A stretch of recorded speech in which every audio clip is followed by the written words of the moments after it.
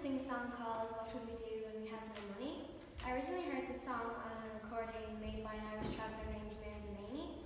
The song features in a collection of Irish traveller songs called From Hook to Appleby, which was recorded over in England in 1973. I've been working on